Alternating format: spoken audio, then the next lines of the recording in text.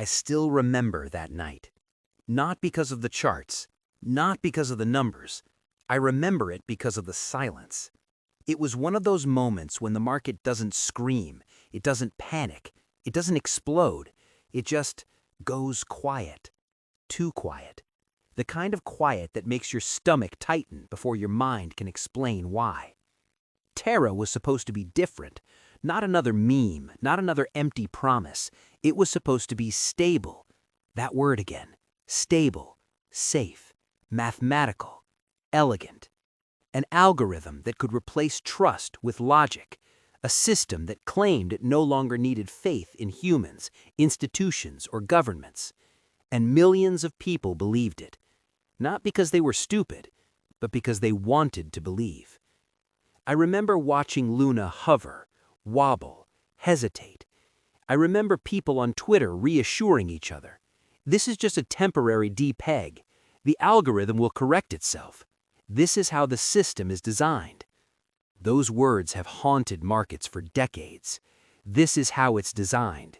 Because every collapse in history sounds reasonable right before it becomes catastrophic.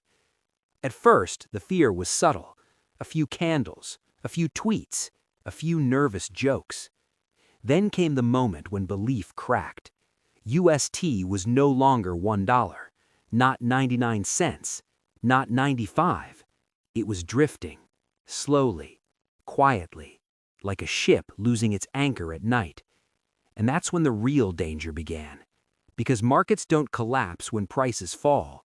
They collapse when trust evaporates faster than liquidity can replace it. I've been in markets long enough to know this pattern.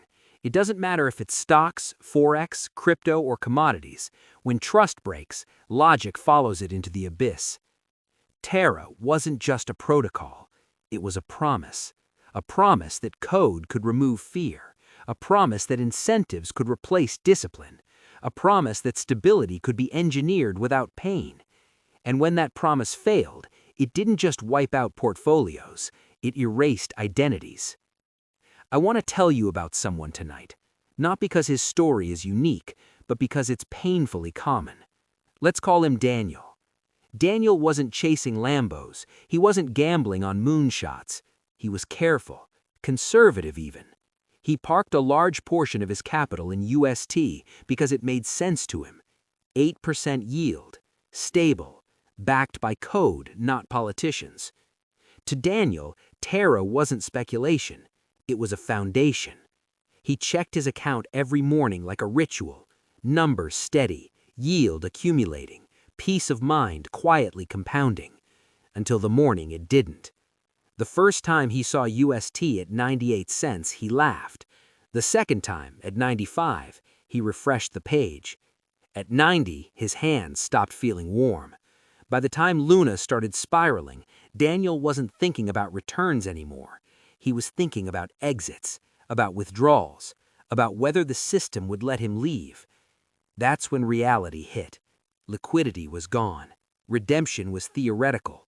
The algorithm was doing exactly what it was designed to do and destroying everything in the process. Daniel didn't lose money in a crash. He lost it in slow motion, watching balances melt, watching forums turn from optimism to denial, from denial to anger, from anger to grief. And here's the part most people don't talk about. The worst moment wasn't when his portfolio hit zero. The worst moment was realizing that the belief he had outsourced his responsibility to a system that didn't care whether he survived. That realization stays with you, long after the charts move on, long after Twitter finds the next narrative, long after the market pretends it never happened.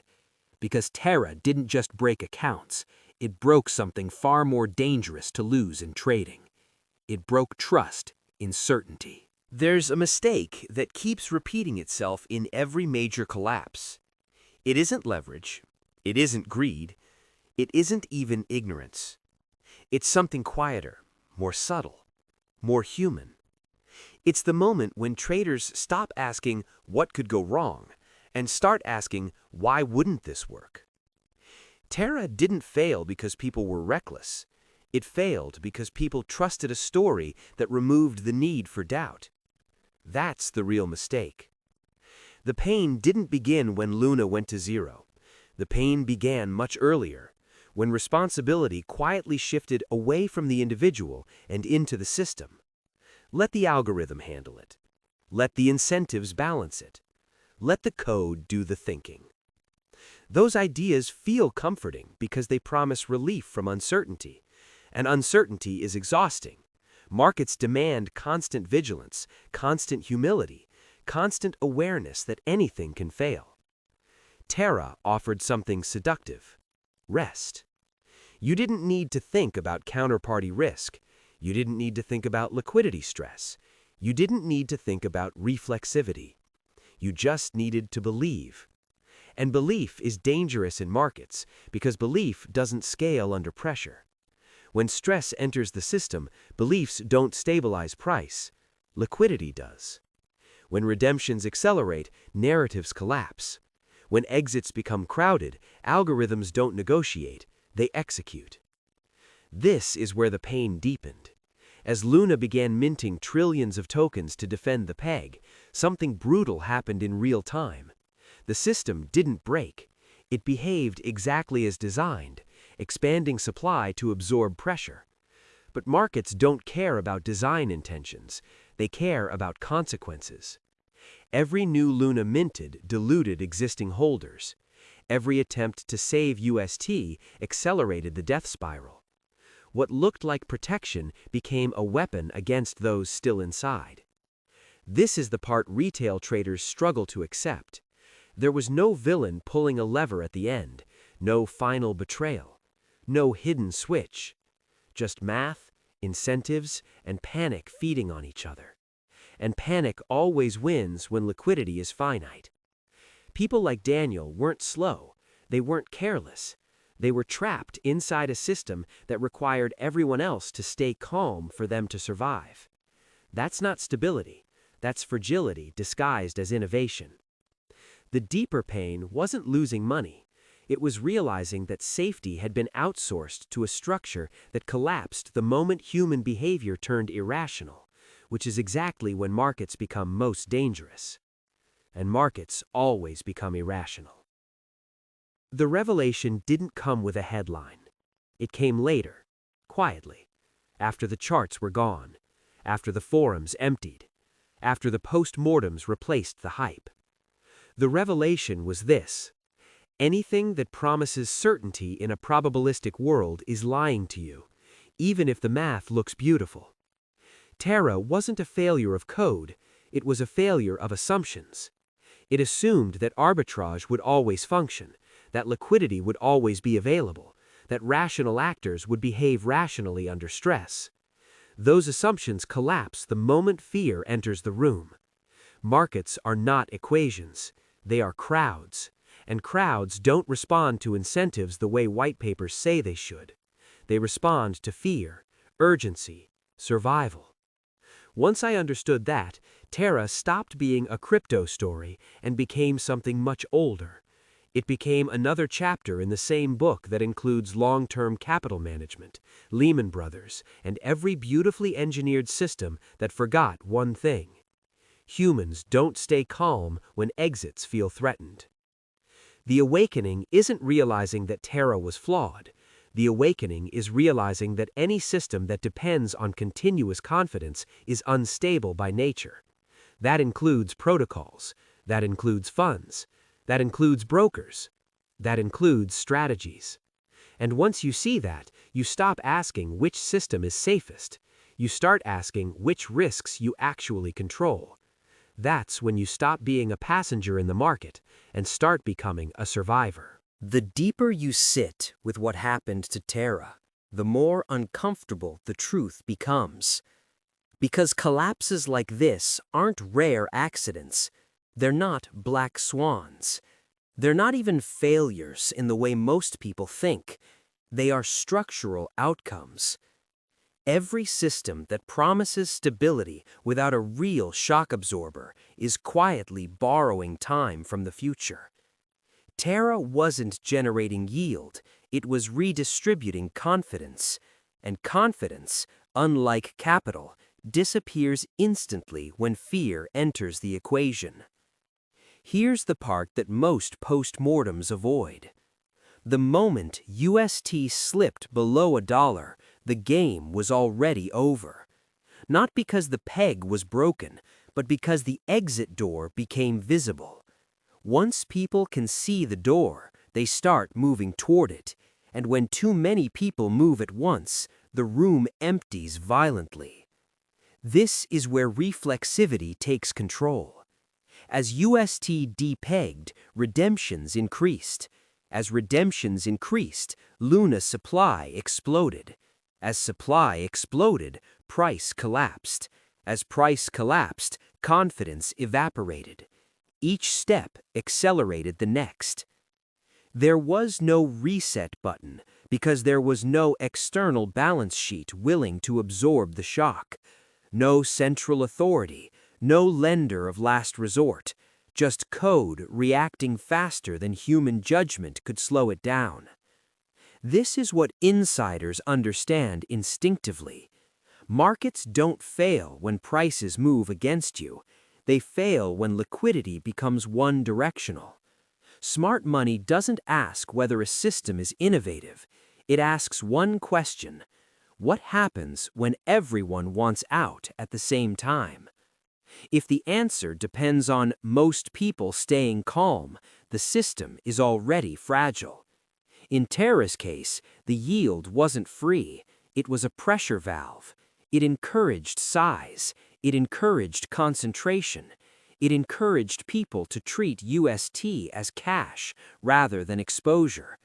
That's why the collapse felt so violent. People weren't positioned for volatility. They were positioned for certainty. And certainty is the most expensive illusion in financial markets.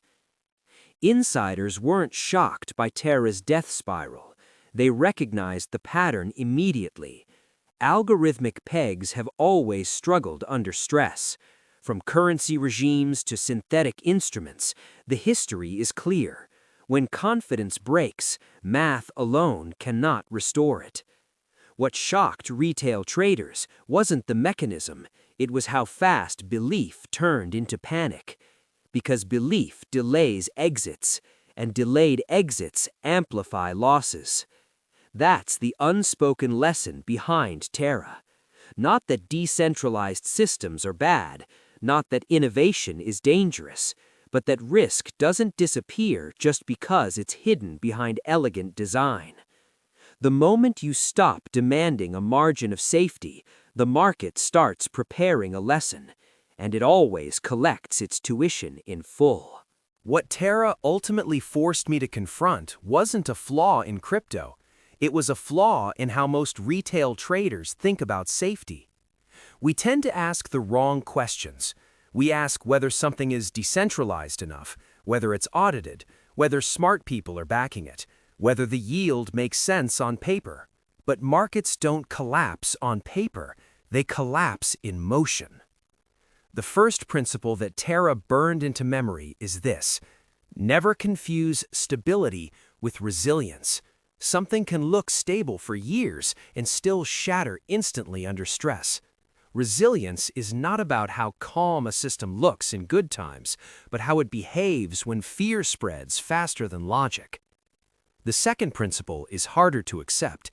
Anything that requires collective confidence to function is not a refuge. The moment your survival depends on everyone else staying rational, you've already surrendered control. Safety that depends on crowd behavior is an illusion, no matter how elegant the design. The third principle is personal, and it's uncomfortable. Risk doesn't disappear when you outsource responsibility. Whether you hand it to an algorithm, a protocol, a fund, or a charismatic founder, the risk is still yours. The only difference is whether you're paying attention when it comes due. These aren't crypto lessons. They're market lessons. They apply to leveraged strategies, to brokers, to funds, to entire financial systems. Terra just compressed the timeline so brutally that no one could ignore it. The traders who survived weren't smarter, they weren't faster, they were more skeptical. They asked where liquidity would come from under pressure. They avoided concentration disguised as safety. They treated yield as compensation for risk, not as proof that risk didn't exist. And most importantly, they accepted a truth most traders resist for years. Uncertainty is the price of survival. Once you stop chasing certainty, your behavior changes. You size differently, you diversify differently, you question narratives sooner, you exit earlier, and you sleep better, not because you're safe, but because you're honest about what you control and what you don't. That's how maturity begins in trading, not with confidence, with humility. When I think back to Terra now, I don't remember the charts. I remember the silence, the moment when belief dissolved and reality rushed in to fill the space. That moment changes you if you let it, because after Terra, it becomes harder to trust easy answers, harder to believe in systems that promise peace without pain, harder to ignore the quiet voice that asks, what breaks first? And that voice is not fear, it's experience. If you're still here after everything markets have thrown at you, that means something. It means you're learning. It means you're paying attention. It means you haven't surrendered your responsibility to think. If this story resonated, stay with this channel, not for predictions, not for promises, but for clarity, for perspective, for the kind of understanding that keeps you alive when narratives collapse. Leave a comment if Terra changed the way you see markets. Subscribe if you want to keep walking this path with people who've been through the fire. Because in the end, trading isn't about being right, it's about staying standing. Master yourself, and you give yourself a chance to master the markets.